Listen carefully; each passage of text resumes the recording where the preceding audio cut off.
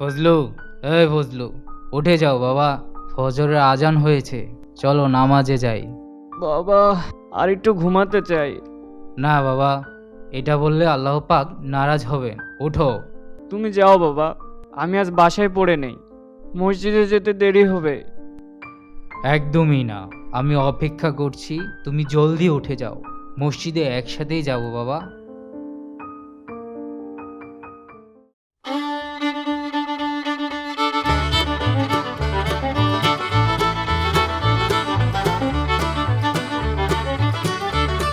এই চল চল, আসরের আজান হচ্ছে, নামাজটা পড়ে আসি।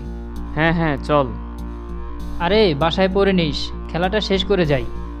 না রে, আমি মসজিদে পড়ি, বাবার সাথে পড়তে পড়তে অভ্যাস হয়ে গেছে। চল রাব্বি, চল নামাজটা পড়ি। হ্যাঁ হ্যাঁ, চল চল। রাকিব, তুইও চল বন্ধু, নামাজ শেষ করে এসে আমরা যতই ইচ্ছে খেলবো, ম্যাচটা বাকি থাকুক।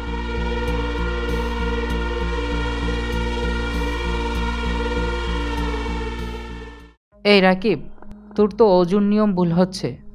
নামাজ শুরু করতে হলে অজু সঠিকভাবে করা খুবই জরুরি, নয়তো নামাজ কবুল হবে না। কিন্তু আমি তো এতদিন এভাবেই করে আসছি। তাহলে তোর শিখে নিতে হবে, অজু কবুল হওয়ার পরেই কিন্তু নামাজ কবুল হওয়ার বিষয় আসে, তাই অজু সঠিক নিয়মে করা খুবই জরুরি। হ্যাঁ, সঠিক নিয়মে অজু করা জরুরি। আজ ফজরের নামাজের সময় ঘুমের ঘোরে অজু ভুল করে ফেলেছিলাম। বাবা আমাকে ভুলটা ধরিয়ে দিলেন, আর অজু নিয়ে বর্ধিত একটা চমৎকার হাদিস শোনালেন।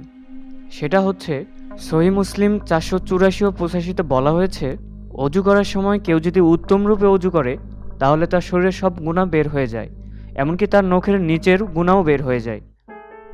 বাহ, আমি এই হাদিসটা জানতাম না।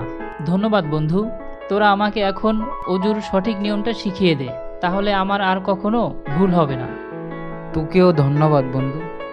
প্রিয় বন্ধুরা, যারা এই ভিডিওটি দেখছেন আপনাদেরকেও বলছি, সঠিক নিয়মে অজু শেখা আমাদের সবার জন্য জরুরি, এবং সঠিক নিয়মে অজু করার ফজিলত অতি উত্তম। আমাদের ইসলামিক গল্পগুলো আপনাদের কেমন লাগছে তা কমেন্ট করে জানান। এমন আরও সুন্দর সব হাদিস নিয়ে গল্প দেখতে আমাদের চ্যানেলটি সাবস্ক্রাইব করতে ভুলবেন না।